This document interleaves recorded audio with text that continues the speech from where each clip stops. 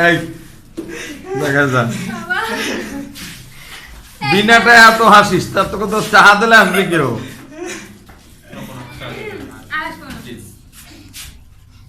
লাইব্রেরিতে একটি চিত্রাঙ্কন প্রতিযোগিতার আয়োজন করে খুলনা আর্ট একাডেমির 12তম ব্যাচের নবীন শিল্পীরা উক্ত প্রোগ্রামে অংশগ্রহণ করে। সন্না মাথা নিচু কেন, সামনে দেখাও। 22শে এপ্রিল প্রোগ্রামে অংশগ্রহণ করে সেখান থেকে আমাদের নবীন শিল্পীরা 6 জন শিল্পীরা অংশগ্রহণ করে প্রথম এবং দ্বিতীয় তৃতীয় আমাদের প্রতিষ্ঠানের শিক্ষার্থীরাই সেখান থেকে পুরস্কার গ্রহণ করছে এবং চতুর্থ এবং পঞ্চম পুরস্কারও আমাদের প্রতিষ্ঠানের শিক্ষার্থীরাই পেয়েছে। ইতোমধ্যে তাদের আজকে একটি পুরস্কার এখান থেকে অর্জন করছে। তার আগেও একটি নাটক করে তারা একটি সনদপত্র পেয়েছিল। সবচেয়ে বেশি হাসি খুশি হাসতেছে, দেখেন হাসতে হাসতে ফেটে যাচ্ছে। আমরা তার এই হাসি খুশি সব সময় হাসে, শুধু এখন না। আপনারা দেখছেন আমাদের ভিতরে 4 জন এখানে শিক্ষার্থীরা রয়েছে। 4 জনের ভিতরে হয়তোবা ভাবছেন এই ছোট পিচ্ছিটা কেন আসছে।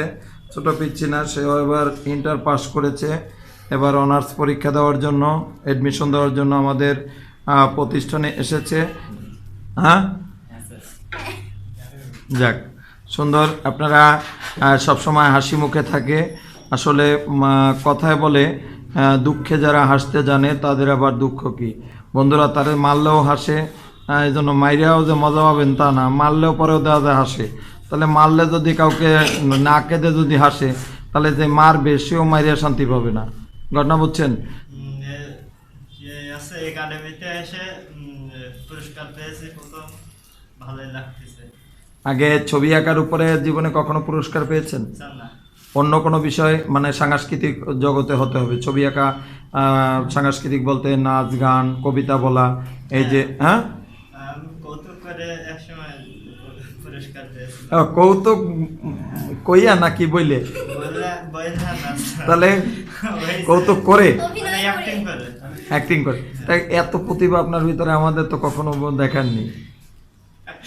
ও আজকে তো দেখতে পেলাম, আজকে তো দেখতে পেলাম। ও আচ্ছা আচ্ছা, তাহলে প্রতিভা। হ্যাঁ হ্যাঁ, নাচো। আচ্ছা, আমরা সামনে আবার একদিন অনুষ্ঠান করা হবে খুব তাড়াতাড়ি। পুরস্কার তো পাইছি আগেও, ছবি আঁকার মাধ্যমে অনেক পেন্সিল বক্স, থালা, ফটি বাটি অনেক কিছু পাইছি প্রাইমারি জীবনে। হ্যাঁ, স্কুল লেভেলে যখন ছবি আঁকতাম তখন পাইতাম। অবশ্য তারপরে ছবি আঁকার বেশি একটা নেই, মানে বাংলাদেশে বিশেষ করে স্কুল পর্যায়ে, এরকম গ্রামের পর্যায়ে তো এভাবে হয়তো না। শহর অঞ্চলে হয় বেশি, কিন্তু বিভাগীয় শহরে এসে এভাবে কোনোদিন কোনো প্রতিযোগিতা অংশগ্রহণ করা হয়নি। তো অংশগ্রহণ করতে খুবই ভালো লাগছে, আর যেহেতু প্রাইজ পাইছি আরো বেশি ভালো লাগছে। শুধু ড্রয়িং না, সার্বিকভাবে আপনি খাতায় নাম রোল লিখলেন কিনা, বাট আপনি পরীক্ষার টাইমটা ফলো করলেন কিনা, আপনি 1 ঘন্টা তা 1.25 ঘন্টা না হয়, মানে এই সবগুলো আপনার এখন থেকে কিন্তু চেঞ্জে আসতে হবে।